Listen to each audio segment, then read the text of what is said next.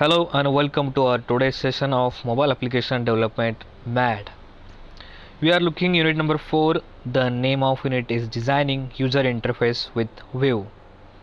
In the last few sessions we have conducted 4.1 completely and finished it, and we just started 4.2 and we have covered few points from the Vue. In this session we are going to finish the 4.2. The first point of today's session is scroll view. तर हा 4.1 मधील last point आहे की scroll view.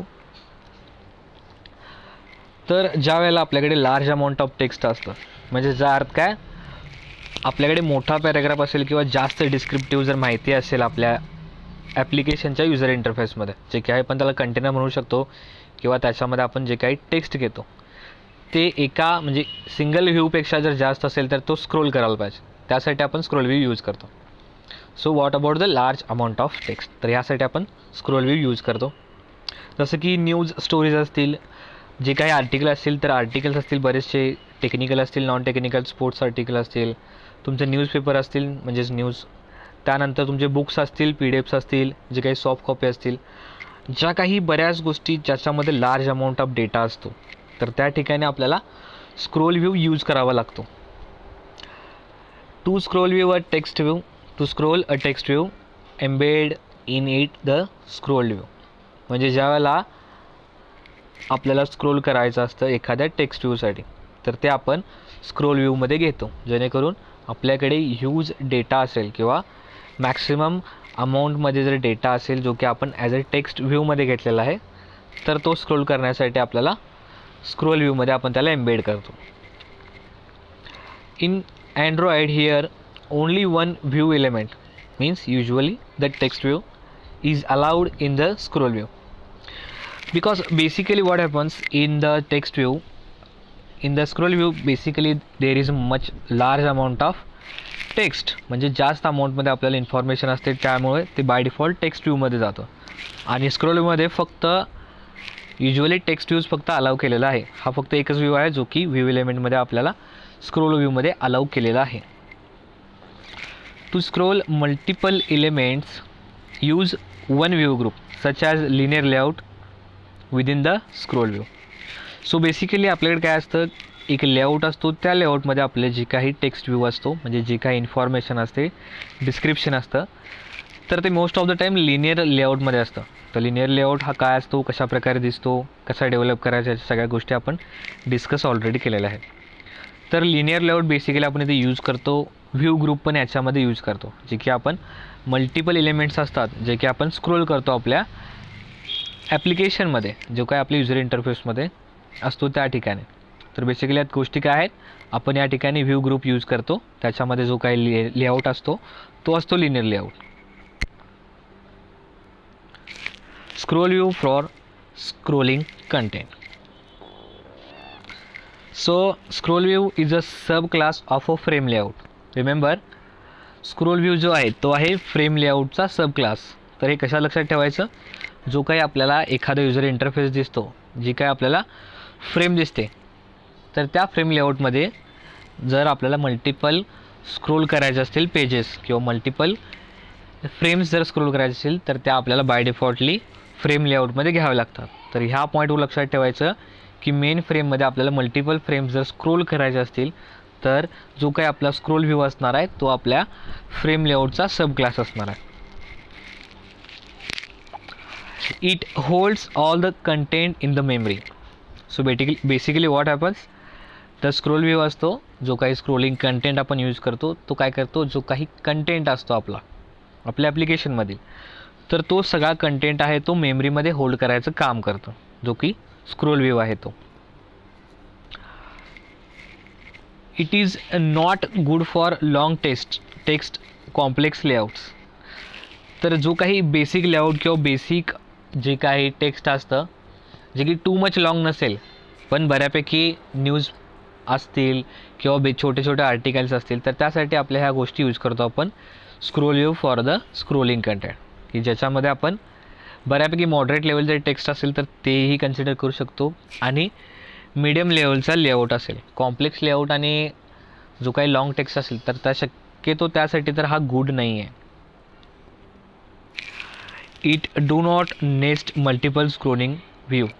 तर nest म्हणजे काय, एकामेकाचं जाळं असतं. म्हणजेच याच्यामध्ये मल्टिपल स्क्रोलिंग व्ह्यूचे जे काही नेस्ट असतं म्हणजे जाळं असतं ज्याच्यामध्ये कनेक्शन असतं, तर शक्यतो याच्यामध्ये मल्टिपल जे काही स्क्रोलिंग व्ह्यू आहेत त्याचं नेस्ट नसतं किंवा डू नॉट नेस्ट म्हणजे नेस्ट करू नये. बिकॉज काय होतं, हा हेवी टेक्स्टसाठी किंवा लॉंग किंवा ह्यूज डेटासाठी हा शक्यतो गुड परफॉर्मन्स देत नाही आहे. त्यासाठी आपण याचं नेस्ट मल्टिपल स्क्रोलिंग व्ह्यूसाठी करू नये.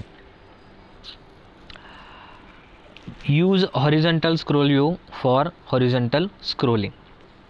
तर ज्यावेळेला आपल्याकडे हॉरिझॉन्टल व्ह्यू एखादा असेल किंवा आपल्याला एखादा हॉरिझॉन्टल व्ह्यू करायचा असेल तर त्यासाठी आपण हॉरिझॉन्टल स्क्रोलिंग इनेबल करायचं किंवा आपण तिथे यूजच करायचं. आपल्याला हॉरिझॉन्टल स्क्रोलिंग करायचं असेल तर त्या ठिकाणी हॉरिझॉन्टल स्क्रोल व्ह्यू हा यूज करायचा. Use a recycler view for the list. लिस्टसाठी रिसायकलर व्ह्यू. तर हा व्ह्यू आपण पुढेही इन डिटेल्स बघणारच आहोत की रिसायकलर व्ह्यू काय असतो.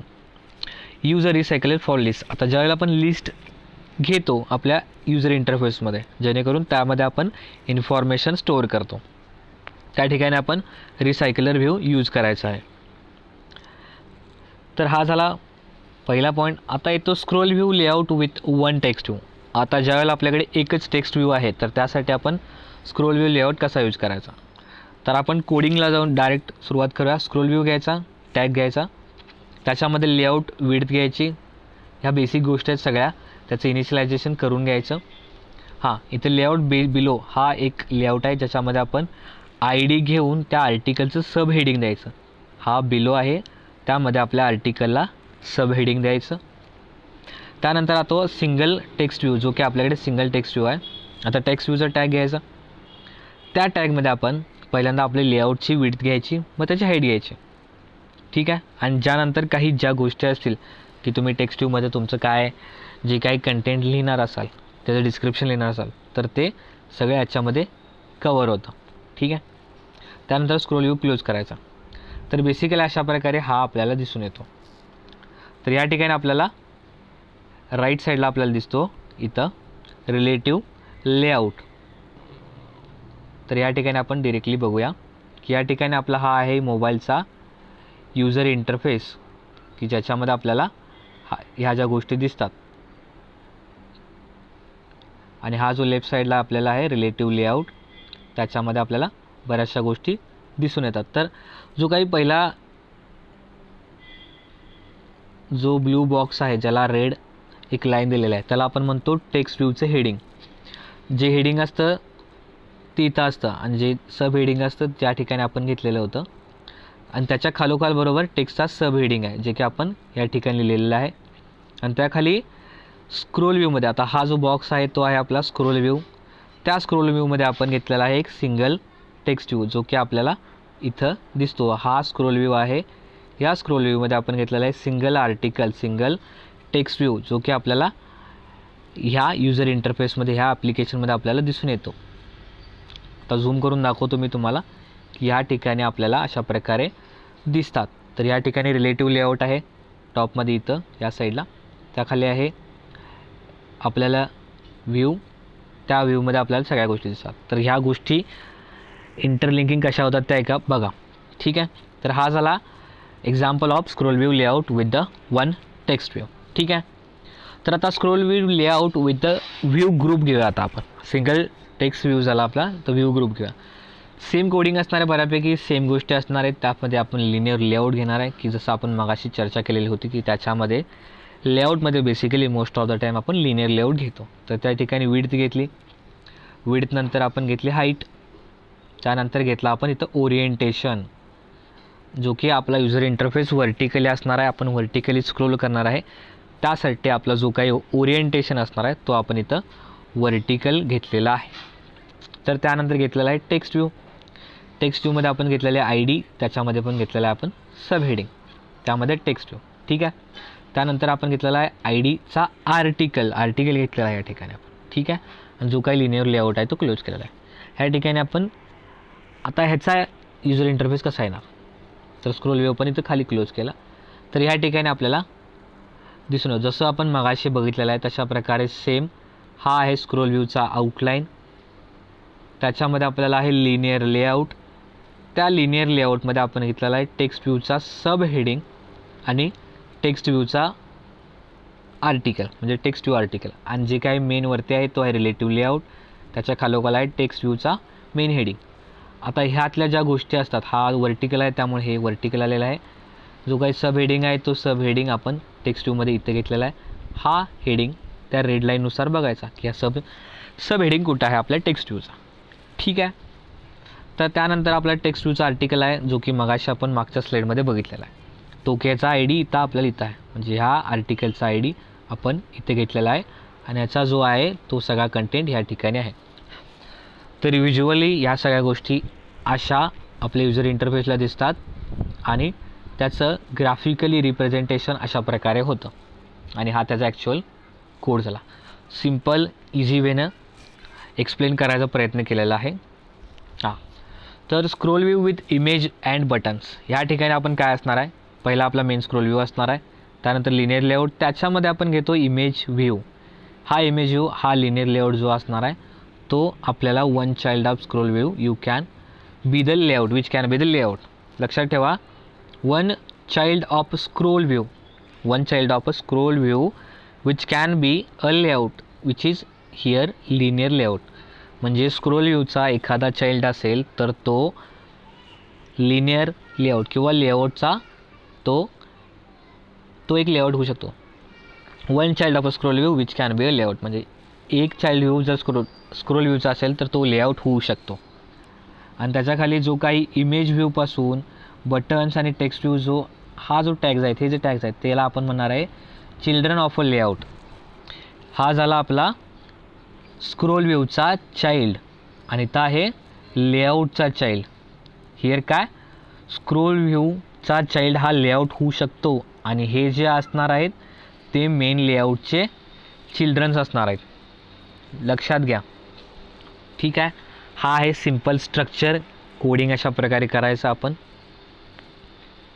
तर त्यानंतर येतात व्ह्यूचे ॲट्रिब्यूट्स जे की most of the time common असणार आहेत. त्याच्यामध्ये colour, dimension, positioning, focus, may have selected the focus, selected receive the user input, it may be interactive response to the user clicks म्हणजे युजर क्लिक केल्यानंतर तो response करणार आहे. It may be visible or may be not visible. Relationship with other views म्हणजे other व्ह्यूजमध्ये तुम्ही त्याचं mapping करू शकता किंवा त्याचं नेस्ट करू शकता. तर या सगळ्या बेसिक ॲट्रिब्यूट्स झालेल्या आहेत. तर ह्यामध्ये आपल्याला व्ह्यू क्रिएट करायचा आणि लेआउट कशा प्रकारे करायचा. तर हा आहे आपला next point. So basically in Android studio layout editor visual representation of XML is done. This is the first point. Remember, in the Android Studio layer editor visual representation of XML is done. Then there is a XML editor we use and then here is a main Java code. So this is, in this way we can create view and the layout. This is the structure on the main points of the Android application development. So the next point is Android Studio layout editor. Here we have discussed the create view and the layout. So next point is Android Studio edit layout editor. तर layout edit करताना आपल्याला अशा प्रकारचा user interface दिसतो. त्याच्यामध्ये आपण pointing दिलेलं आहे 1 2 3 4 5 अँड 6. जो आपल्याला लास्ट जो लेफ्ट साईडला आपल्याला युजर इंटरफेस दिसतो, जो काही लेफ्ट साईडला हायरार्ची फाईल फोल्डर्स दिसतात त्याला आपण सिम्पली म्हणणार आहे XML लेआउट फाईल्स. आणि त्याच्यानंतर जो काही लागोपाठ आपल्याला सेकंड दिसतो त्याच्याबरोबर राईट साईडला त्याला आपण म्हणणार आहे डिझाईन आणि टेक्स्ट टॅब्स. हा की आपल्याला सेकंड आहे, सॉरी सेकंड इथे खाली आहे आणि हा झाला आपला थर्ड जो की आहे थर्ड या साईडला आणि आपला फर्स्ट झाला इथं. फर्स्ट नंतर आपला सेकंड आहे या साईडला आणि थर्ड आहे आपला या साईडला.